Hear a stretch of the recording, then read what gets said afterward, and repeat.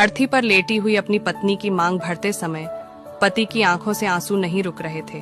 उन्हें ज्यादा रोता देखकर रिश्तेदारों ने उन्हें दूसरी तरफ भेज दिया। दोनों एक दूसरे से बहुत प्यार करते थे। पति अपनी पत्नी के बिना एक पल भी नहीं रह पाता था। दोनों ने एक साथ जीने मरने की कस्में खाई थीं, लेकिन आज पत्नी पति को अकेला छोड़कर जा चुकी थी। अब सभी पत्नी का शव श्मशान घाट लेकर जा रहे थे और जाते जाते पति अपनी पत्नी के साथ बिताए पलों को याद करके खूब रो रहा था और ये सोचने लगा कि मेरी पत्नी मेरे कदम से कदम मिलाकर साथ चलती थी और आज वह मुझे अकेला छोड़कर कैसे चली गई। उसके बिना मैं अकेला कैसे रहूंगा, पति पत्नी से कहता है। बेटी की शादी कर दी और बेटा भी दूर अपनी पत्नी के साथ रहता है। अब बताओ मैं किसके साथ रहूंगा। तुम्हें तो पता है ना कि मैं तुम्हारे बिना एक पल भी नहीं रह पाता। तुम हमेशा कहती थी मैं सुहागन ही मरना चाहती हूँ और मेरे मरने के बाद मेरी मांग जरूर भरना।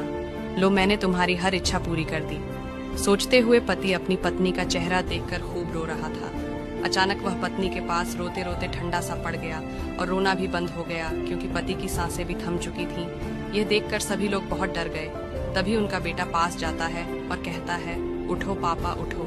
लेकिन जब 5 से 7 बार कहने पर भी नहीं उठे तो उनके बेटे की चीख निकल गई और वह खूब रोने लगा।